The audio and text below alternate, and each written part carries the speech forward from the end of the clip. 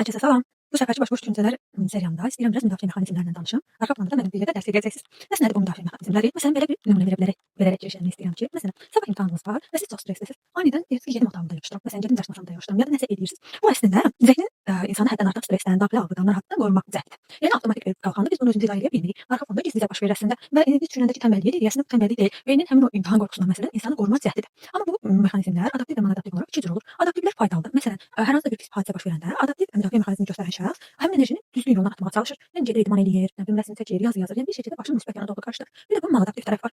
Maladaptiv tərəfdə olan şəxs isə gedir və başqalarına ziyan verir, dostları ilə dalaşır, dərslərdən yayınır məsələn, ya da məsələn işinə getmir, birmənalı olaraq reallıqdan qopur.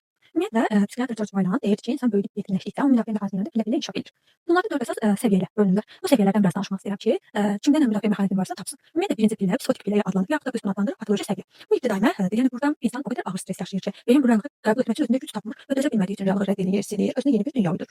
Və onlardan həm mexanizmlərdən biri də inkar mexanizmidir. Bu nədir? Yəni gözünün qabağında konkret reallıq var, amma sən sırf canın yanmasın deyə bunu yox sayırsan. Məsələn, hər yerdə gedib əksindirsən.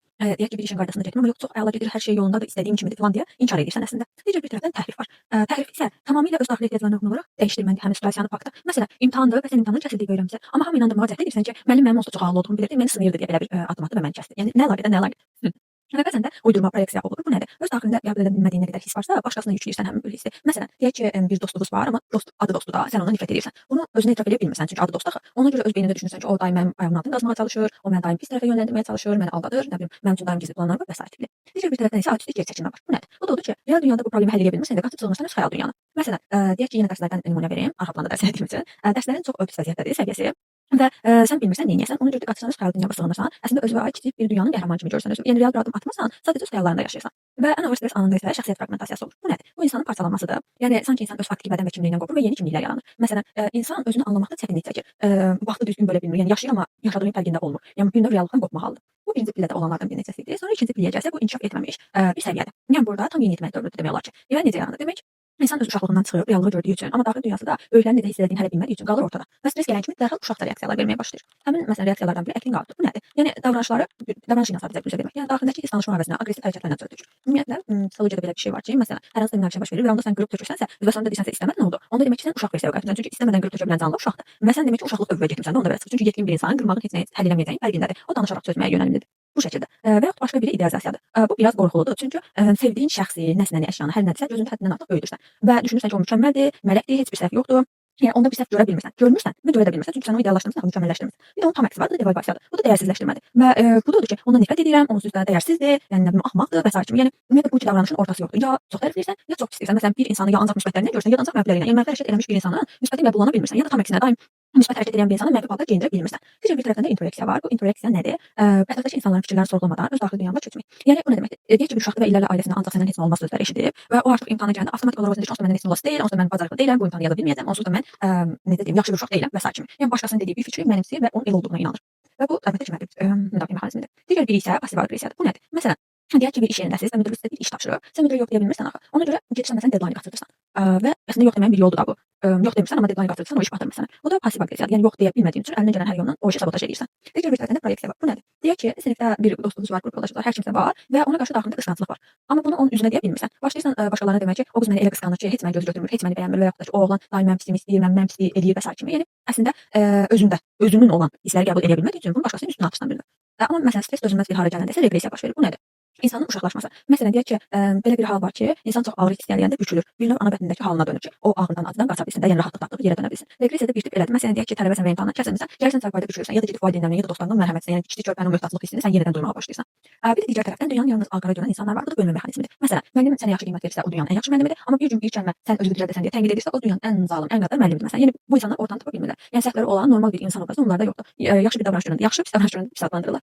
Sonra gələk üçüncü səviyyəyə. Üçüncü səviyyə nevrotik səviyyə adlanır. Bu artıq bizim cəmiyyətdə qarışdığımız, məktəbdə, universitetdə, iş həyatında normal görməyə çalışdığımız dövrdə yaranan müdafiə mexanizmləridir. Yəni insan öz daxili qorxularından qaçmaq istəyir, amma həm də ətrafındakı insanların onun haqqında pis düşünməməsini istəyir. Həmin nevrotik səviyyədə dissosiasiya var. Bu nədir? Qopma hadisəsinin baş verməsidir. Məsələn, deyək ki, ailədə münaqişə var. Sən də məsələn yan otaqdasan və o səsləri eşidirsən, amma eşitməzdən gəlirsən. Emosiyasız robot kimi donub qalırsan, reaksiya vermirsən. Məsələn, hər hansı bir qəza baş verib, amma sən baş verib də tipli reaksiya verirsən. Digər bir tərəfdən qəzəbin yer dəyişməsi var. Bu nə deməkdir? Məsələn, Hər hansısa bir ortamda tənqid edilirsən, danlanırsan, təhqir edilirsən və sair. Amma sən dönüb ona cavab verə bilmirsən və evə gəlirsən, başlayırsan evdə səndən daha zəif kimi görürsənsə, həmin insana öz nifrətini qusmağa bilinir. Yəni yerdəyişmə elətdirirsən.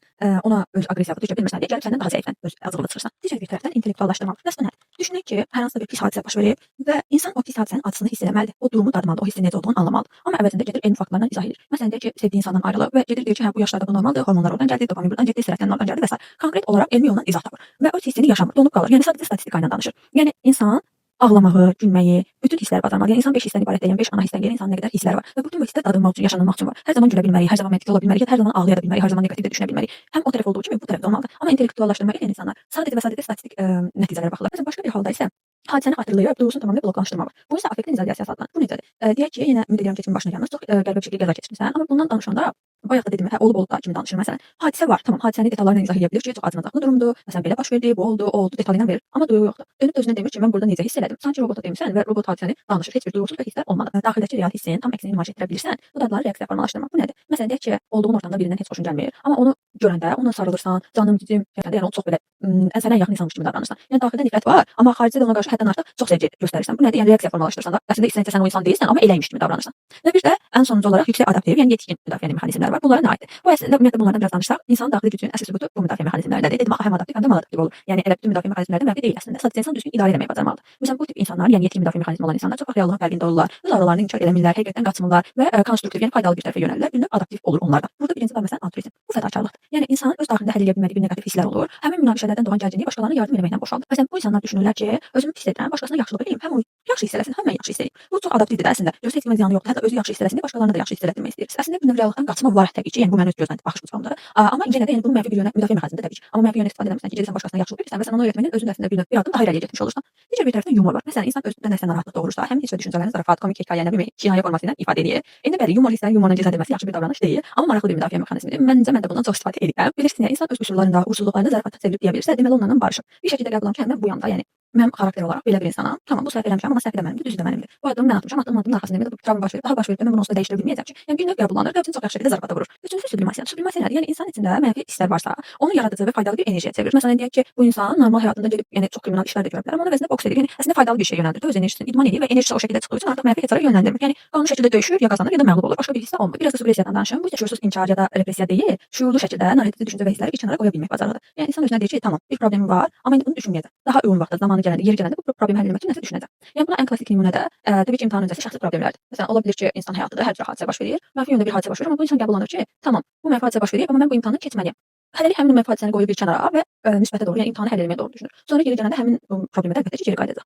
Yəni göründüyü kimi beynimiz bizi qorumaq üçün hər bir üsuldan istifadə edir və bu mexanizmdən əslində mənim düşüncəmdə təbii ki, bu hamısı bizik və hamısı insanlıq deyə var. Əsas məsələ bundan ibarət ki, biz bu mənfilərdə, müsbətlərdə fərqinə varaq və reallıqdan qaçmaqdansa öz duyğularımızla məntiqimizi eyni anda işə salmağa bacaraq. Dediyim kimi bu mənfi də ola bilər, müsbət də ola bilər, amma bizi formalaşdıran şeylərdir və heç vaxt uğursuz olmaq və ya uduzmaq termini yoxdur. Ya qalib gəlirsən, ya təcrübədən keçirirsən termini var. Və əsas məqsəd ondan ibarətdir ki, bu müdafiə mexanizmlərini öyrənəndən sonra bunu necə reabilitasiya edəcəm, özümdən necə düzəldəcəm və necə irəliyə doğru addım atacağımdır. Bu gün sizə bölüşmək istədiyim baş düşüncələrim bunlardan ibarət idi.